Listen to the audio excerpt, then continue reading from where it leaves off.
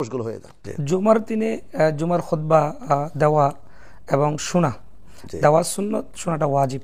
এখন অধিকাংশ জায়গায় দেখা যায় যে অনেকে খুতবা শুনেন না, অথবা খুতবার পরে আসেন, অথবা খুতবা চলাকালীন অবস্থা অনেকে নাফল নামাজ পড়তে চায়, সুন্নত নামাজ পড়তে চায়। এক্ষেত্রে আমরা সম্মানিত দর্শকদের চমৎকার জুমার নামাজে হাদিসে সহিহ হাদিসে কথা আছে, জুমার নামাজ যখন, যেহেতু আমরা এই যে ঈদের নামাজ আদায় করি, ঈদের নামাজে আমরা স্বাভাবিকভাবে নামাজটা আগে পড়ি, খুতবা পরে পড়ি।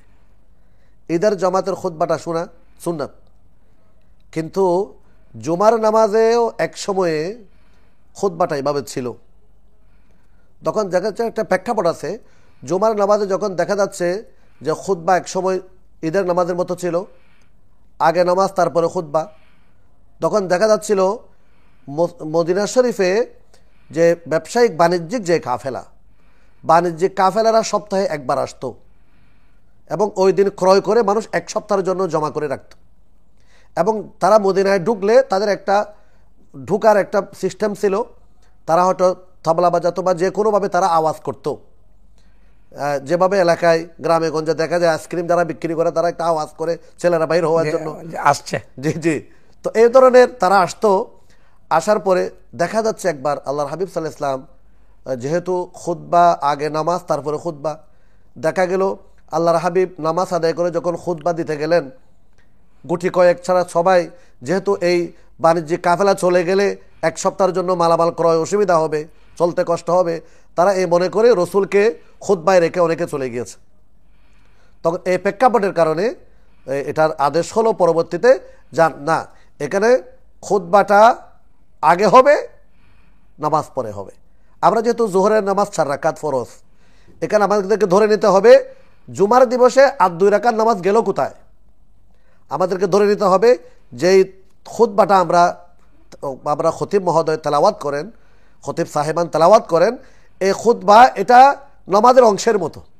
সুবহানাল্লাহ। যেহেতু 2 রাকাত নামাজ এটা মুলতবি, কারণ আমরা কেউ যদি জুমার নামাজ না পায়, শরীয়তের বিধান হলো জমাত হয়ে গেল, জুমার নামাজ তো আর দ্বিতীয়বার পড়ার কোনো সুযোগ নেই। আমরা নির্দিষ্ট যে জমাত মসজিদে আদায় হয়, 2-4 জন মানুষ মুসাফের জমাত পায় নাই, একটা সানি জমাত করলাম পিছনে বারান্দায়, এটা জুমার নামাজ এভাবে করা, একটা জামে মসজিদে জমা হয়ে যাওয়ার পরে আর জুমার নামাজ পড়ার বিধান নেই। কিন্তু তখন কি করবে, কেউ আসলো তখন সেই জোহরের নামাজ পড়বে 4 রাকাত। তাহলে বোঝা গেল ওই 4 রাকাত নামাজের স্থলে 2 রাকাত হওয়ার বিধান বুঝতে হবে যে এখানে ওই 2 রাকাতের যে খুতবার হিসাবে এই 2 রাকাত নামাজ, এখানে খুতবা শোনা এটা আমাদের উপর ওয়াজিব। এই জন্য অনেকে না বুঝে, এটা উলামায়ে কেরাম যারা আছেন, তবে কথা হলো কোনো খতিব, কোনো ইমাম খুতবা চলাকালীন কথা বলে তাকে বসো, এটা বলা ঠিক হবে না। আমাদের মধ্যে দেখা যায় জুমার নামাজে আল্লাহর হাবিব ইরশাদ করেছেন কাউকে জুমার খুতবা চলাকালীন কথা বলা নিষেধ। আল্লাহর হাবিব বললেন শুধু সেটা নিষেধ না, তুমি কাউকে ভাই কথা বলিও না, এটা বলাও নিষেধ। আমরা তো অনেক সময় যিনি কথা বলেন তার চেয়ে যিনি নিষেধ করেন তার আওয়াজ বেশি হয়ে যায়। এই জন্য আল্লাহর হাবিব বললেন একজনের কথা বলতেছে তুমি ইশারা করে বলো, তুমিও আওয়াজ করে তুমি ভাই কথা বলিও না, এটাও কথা বলা হলো, এটা বলাও নিষেধ। এই জন্য কোনো নফল বলেন, অন্যান্য সুন্নত বলেন, এগুলা পড়া খুতবা চলাকালীন মোটেও ঠিক নয়। যখন মসজিদে আসবে দেখবে খুতবা চলমান, তখন একজন মুসল্লির তার শরীয়তের বিধান হলো সে বসে খুতবাটা নিরবিচ্ছিন্নভাবে একদম নীরবে সে খুতবাটা শ্রবণ করবে। আপনি অত্যন্ত চমৎকারভাবে প্রশ্নের জবাব দিলেন, মন চাচ্ছে আরো শুনি। আমরা আপনার কাছ থেকে আরো জানবো, জুমার নামাজে কবলাল জুমা বাদাল জুমা আমলের ক্ষেত্রে, যেহেতু আজকে আমাদের বিষয়বস্তু জুমার দিনে আমলের গুরুত্ব এবং তাৎপর্য, আমরা উপলব্ধি করি, আমরা দেখি বর্তমানে অবস্থায় যে অনেকে জুমার নামাজ শুধুমাত্র 2 রাকাত নামাজ পড়ে তারা চলে যেতে চায়। এই যে কবলাল জুমা বাদাল জুমা তাহিয়াতুল ওযু, এই যে একটা বিশাল একটা আমল, সুন্নতের একটা সুযোগ রয়েছেন, বরকতপূর্ণ দিন, শেষ সাইয়্যিদুল আইয়ামের দিন, দোয়া কবুলের দিন, এই নামাজগুলো তারা পড়েন না, শুধুমাত্র 2 রাকাত নামাজ পড়ে চলে যান। এদের ব্যাপারে আপনার কি মেসেজ রয়েছে? আসলে এটা তো মোটেও ঠিক না। যেহেতু এটা জুমার দিন, এটা বরকতের দিন, ফজিলতের দিন, এখানে আমাদেরকে রুকু, আল্লাহর কাছে সবচাইতে ইবাদত বন্দেগীর মধ্যে আল্লাহর কাছে সবচাইতে বড় প্রিয় আমল হলো রুকু এবং সিজদা। সুবহানাল্লাহ। মুসলিম শরীফের সহিহ হাদিস, একজন বান্দা আল্লাহর সবচাইতে নিকটতম পৌঁছে যায় যখন সে সিজদা করে। আল্লাহু আকবার। কারণ একটা মানুষ জীবনের সব কিছু বিসর্জন দিয়ে পৃথিবীর মধ্যে আপনাকে যদি কেউ বলে আপনাকে আমি এটা দেবো সেটা দেবো, আপনি সেজদা করেন না। কিন্তু মানুষ রাজা বলেন, বাদশাহ বলেন, মুসলমানদের মধ্যে ফকির বলেন, দরবেশ বলেন এবং উচ্চ পর্যায়ে বলেন, যে কোনো লেভেলের মানুষ, তারা সমস্ত নিজের অস্তিত্ব বিলীন করে দিয়ে আল্লাহর কুদরতের কদমে সেজদা করে। যখন সেজদা করে তখন আল্লাহর হাবিব বলেন বান্দা এবং আল্লাহর সাথে একটা কাছাকাছি সময় চলে আসে।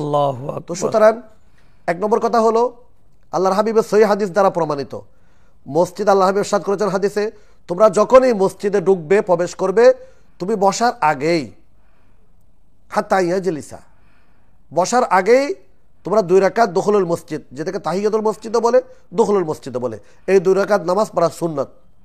এই 2 রাকাত নামাজ পড়া আফজল, উত্তম। তাহলে জুমার দিন আরো বেশি আফজল, আরো বেশি উত্তম।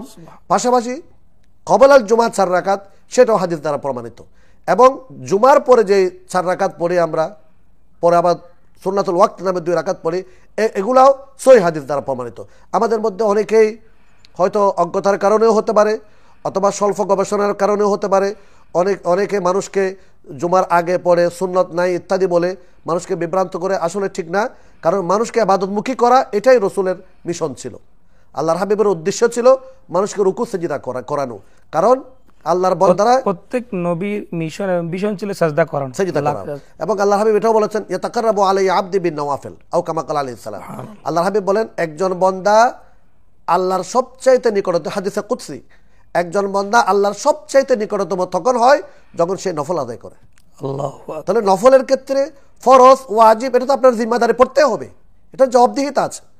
কিন্তু নফল যখন আপনি পড়বেন, একটা মানুষ কোথাও কাজ করে, তাহলে সে যদি তার নির্দিষ্ট সময়ের বাহিরে যখন কাজ করে, তার অভিভাবক, তার বস যখন এসে দেখে যে আমার এই কর্মচারী 8 ঘন্টার পরেও সেই একটা মেশিন খারাপ হলো, একটা গার্মেন্টসে বলেন, কোথাও ফ্যাক্টরিতে বলেন, সে চিন্তা করলো আমি এটা যদি ঠিক করে দিই তাহলে সকালবেলা যারা কর্মচারী আসবে তারা মেশিনটা চালাতে পারবে।